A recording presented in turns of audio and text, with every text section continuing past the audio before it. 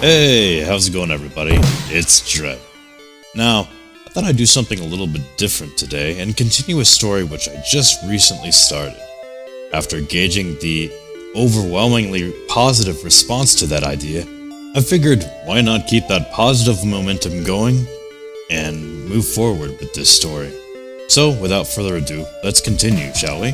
Last time I presented you guys with an idea, namely the birth of a new series on my channel called Dragon Ball Plus. Now, for those of you who missed that initial video, I'll briefly go over what it entailed here and leave a link to it in the description for those of you who are interested. The premise was basically, what if Dragon Ball minus Kakarot landed on Earth and didn't lose his memory? Not only that, but instead of an automated voice on his ship telling Kakarot to destroy with a hologram of the moon, it is a message telling him merely to survive. When the ship lands, it's not a hologram of the moon, but a hologram of his parents telling him additional information, such as his Saiyan origin, and Bardock's suspicion of Frieza destroying their race, which obviously proves to be true. And this, my friends, is the Kakarot which lands on Earth in this timeline. Now, I think the meeting between Gohan and Kakarot would have a bit of a rocky start. However, because Kakarot has not been brainwashed by the Frieza Empire, has half of his genetics come from a very kind Saiyan mother, and Gohan has a very genuine and kind nature himself, that eventually Kakarot would learn to trust this older gentleman. I see it playing out similarly to how humans are able to gain the trust of a stray wild animal. At first they are scared, viewing anything and everything as an enemy. However, if you keep offering them food, hunger will eventually win out over the fear and they'll eat. Much the same thing happens here. Kakarot doesn't outright attack Gohan, but he's very guarded. So, Gohan gets down to his level and offers him an apple. Gohan senses that Kakarot is unsure, so he takes a bite of it first, showing Kakarot that it isn't poison. Eventually, Kakarot takes the chance and snatches it out of Gohan's hand and devours it. Obviously, Kakarot wants more, and though he's eventually figured out how to get his own apples from the trees, having someone else pick them and bring them to him is still more convenient, and this Kakarot is still weak and was born with a power level of 2 after all. So if there's any chance to give himself a break and conserve his energy for now, he'll take it. So it continues on like this for a while, until one night, Gohan hears a commotion near his home. Kakarot has transformed because of the moon, but even with a 10 times multiplier of his power, Gohan, being a skilled martial artist, is still much more powerful. He finds out that he is easily able to subdue the beast by grabbing its tail, only to be utterly shocked when it regresses back into the little-tailed boy that he's been feeding every so often.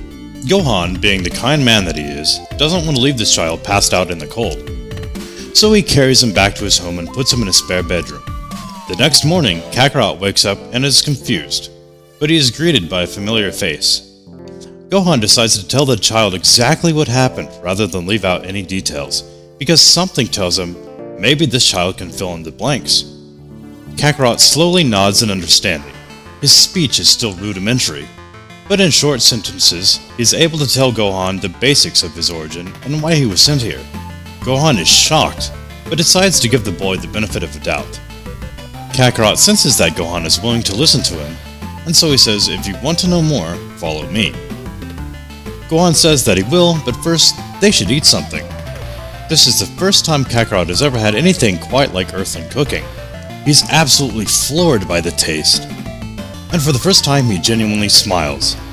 After getting over the shock of the boy's lack of manners and insane appetite, Kakarot then leads Gohan to the crash site of his space pod.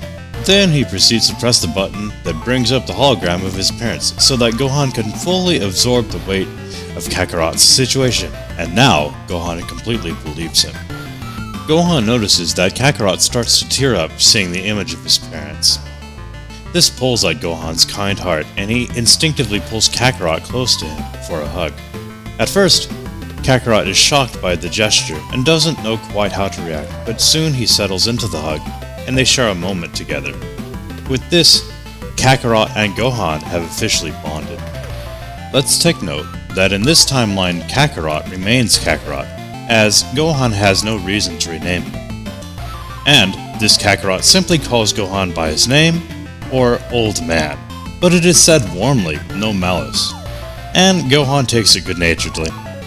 With that said, this person is not the same person as Goku.